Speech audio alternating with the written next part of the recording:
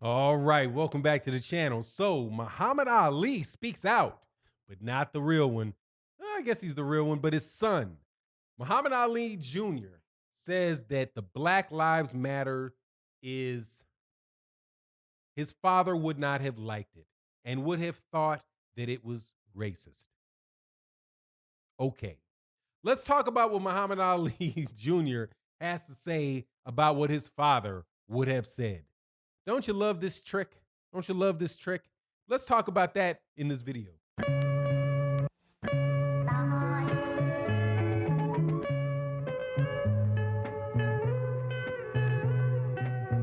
All right, welcome back to the channel. So, Muhammad Ali Jr., the son of Muhammad Ali, the son of his second wife, Belinda, if I am not incorrect, looks just like his mom, and I do believe that was his second wife, Belinda.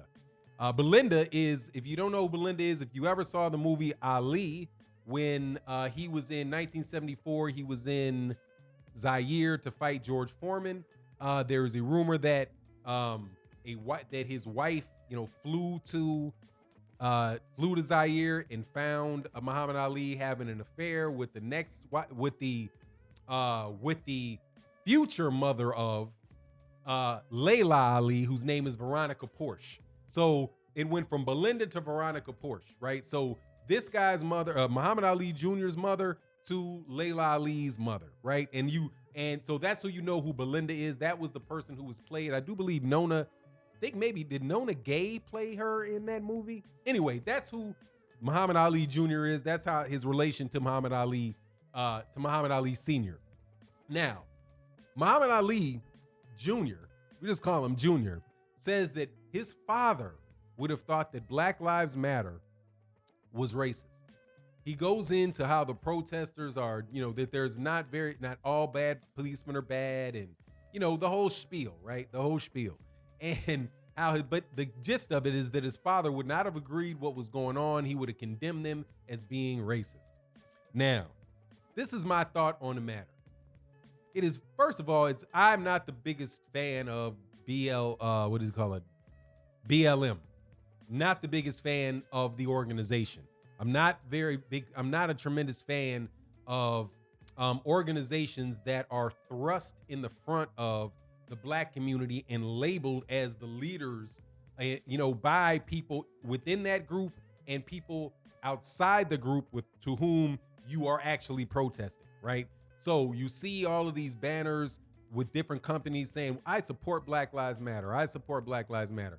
Well, nobody sent me a membership card to Black Lives Matter. I've read what their organization, what their mission statement is, and I agree with some of it. The vast majority of it, though, does not apply to me, doesn't have anything to do with me.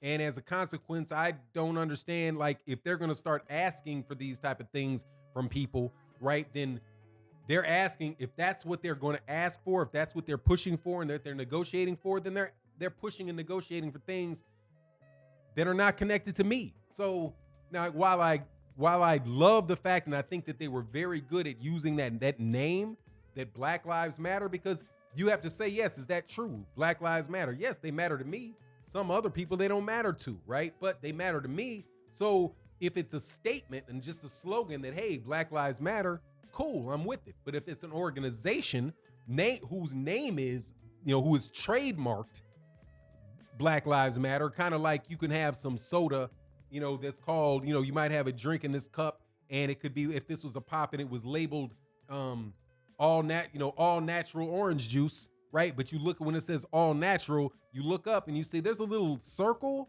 with a T in the middle of it, right? Or is it an R? I can't remember which one it is, but it is a little circle with a letter in it that represents trademark, which means that's a name. Kind of like if I named myself Milk, right? That's Milk. Does that mean that I'm actually, can you pour me into a cup? No, but my name is Milk. Same thing with Black Lives Matter. Yes, Black Lives Matter, but that organization is a trademark. Now, see, that's the issue that I have with it.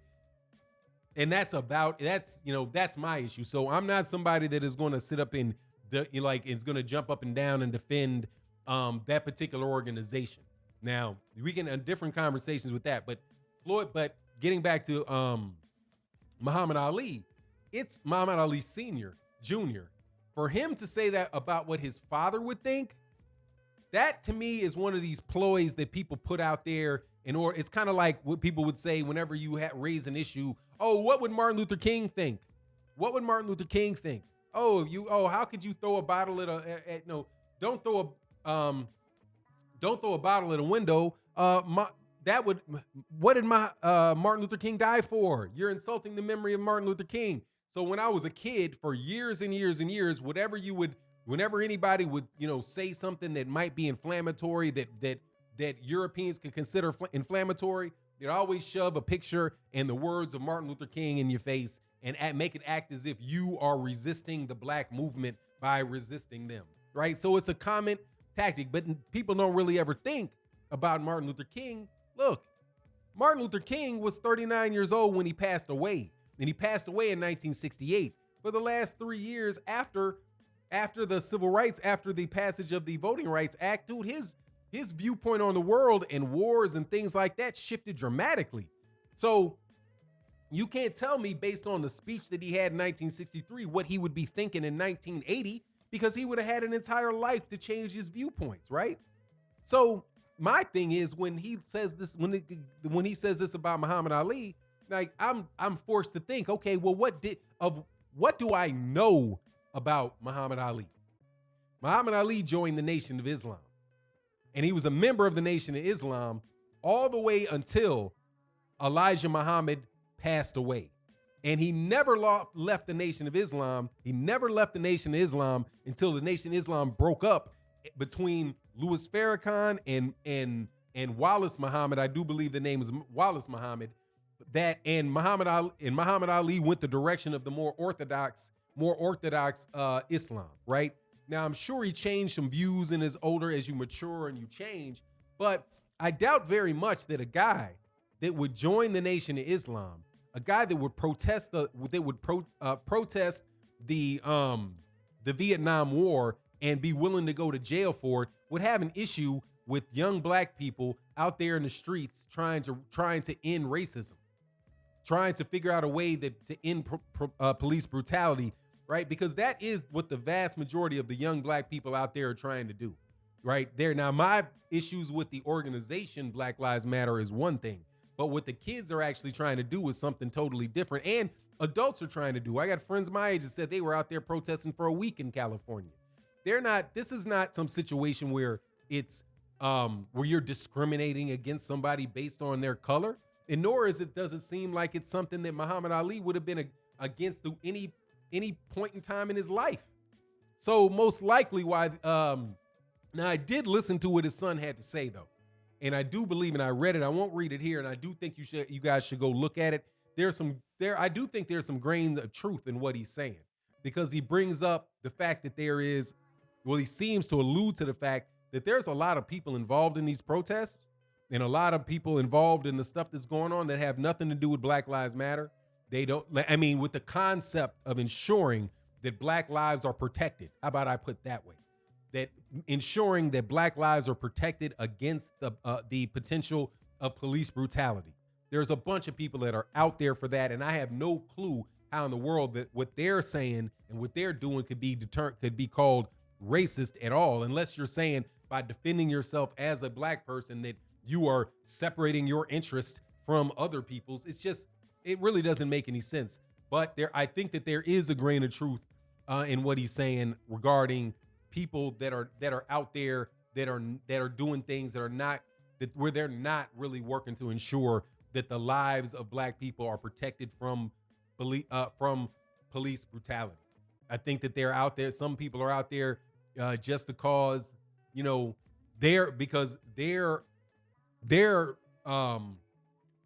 not personal issues, but their causes are aligned with the same cause. Whether that is, somebody that from the working class people that might suffer from police brutality, because it does happen. It does happen not just to black people. It happens to everybody at a certain point. It just happens a little bit more, not even a little bit more. It just happens significantly more as a percentage to us. And we're just more at risk for it happening to us without doing anything whatsoever. That's at least that's the way that I view it. So, I don't have real beef with what Muhammad Ali Jr. has to say, other than, be careful about, telling people that what your father would have thought. Because, dude, I have conversations with my father all the time, and I'm like, I wouldn't have thought he would have thought about it like that. But, maybe he changed his mind. Maybe I'm projecting my values and my thought processes onto him. And, I think that's more than likely what Muhammad Ali Jr. is doing. Just, somebody stuck a mic in his face and asked him, and he said, my father would have thought this was nonsense. Maybe he was in Chicago and he saw some windows getting broken or something like that, and he made the judgment based on that. But anyway, I definitely think that was worth the conversation. We'll see how things progress. You let me know what you think in the comment section. And with that, I'm out. Peace.